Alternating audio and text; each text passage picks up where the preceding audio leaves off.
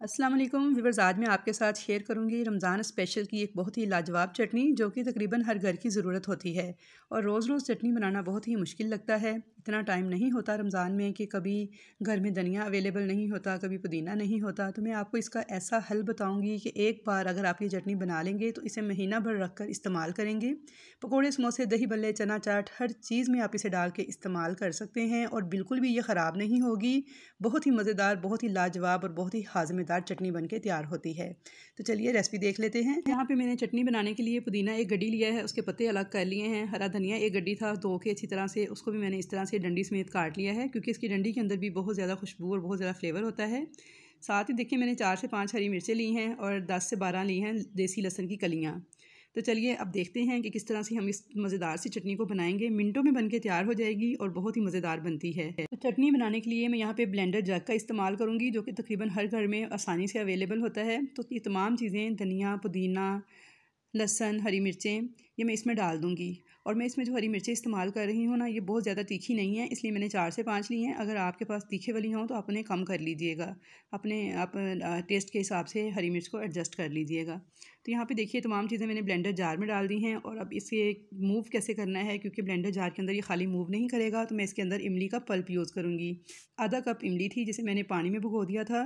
तकरीबन मैंने इसे आधा घंटा पहले पानी में भिगो के रख दिया था और उसके बाद इसके सारे बीज वगैरह अलग कर लिए हैं और पल्प इसका अलग कर लिया है। 1 प्याली के बराबर मैंने इसका पल्प रेडी किया है और इसको मैंने डाल दिया है इस जूसर जग के अंदर।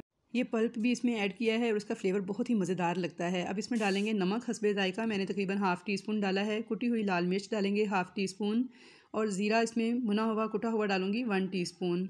साथ ही मैं इसमें काली मिर्च का पाउडर डालूँगी 1/4 टीस्पून के बराबर, या फिर आप अपने टेस्ट के हिसाब से ऐड कर लीजिएगा जैसी मिर्च आप खाना पसंद करते हैं। और अब इसके अंदर मैं डालूँगी tartaric acid half tea spoon. Shelf life इसकी बढ़ाएगा और उसके अलावा इसको ख़राब होने से बचाएगा। तो इसलिए आपने जो टार्टरिक एसिड है ये इसमें ज़रूर शामिल करना है। किसी भी ग्रोसरी स्टोर से बआसानी मिल जाता है और उर्फ़े आम में इसे टार्टरी कहते हैं। अब बगैर पानी डाले मैंने इस ब्लेंडर जग को इसी तरह से ही इस चटनी को ग्राइंड करूँगी। इसमें पानी आपने बिल्कुल भी ऐड नहीं करना, बस इसी तरह से ही इसको ग्राइंड कर लेंगे और इमली के पल्प के साथ ही ये बहुत अच्छे से ग्राइंड हो जाएगी। और इसमें जो सिट्रिक एसिड डाला है जिसे हम टार्टरी कहते हैं, उसकी वजह से ये होगा कि इसकी शेल्फ़ लाइफ बढ़ जाएगी। आप इसे 1 महीने तक रख के इस्तेमाल करेंगे तो ये बिल्कुल भी ख़राब नहीं होगी।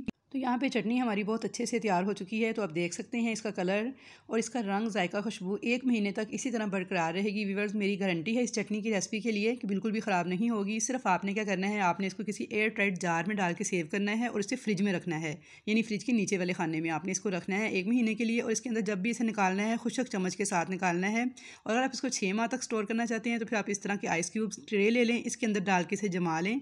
6 माह तक आप इसे जब चाहें 1 क्यूब निकालें और यूज़ कर लें, लेकिन 1 महीने तक आप इसे नीचे फ्रिज में रख के इसी तरह यूज़ कर सकते हैं। बस आपने नमी से बचाना है इसको। आई होप व्यूअर्स कि आपको मेरी आज की ये चटनी बनाने की रेसिपी ज़रूर पसंद आएगी। आप इसे ज़रूर ट्राई कीजिएगा और मुझे फ़ीडबैक दीजिएगा। तो इंशाल्लाह ताला मुलाकात होगी आपके साथ एक अच्छी और नई रेसिपी के साथ। तब तक के लिए मुझे दीजिए इजाज़त। अल्लाह हाफ़िज़।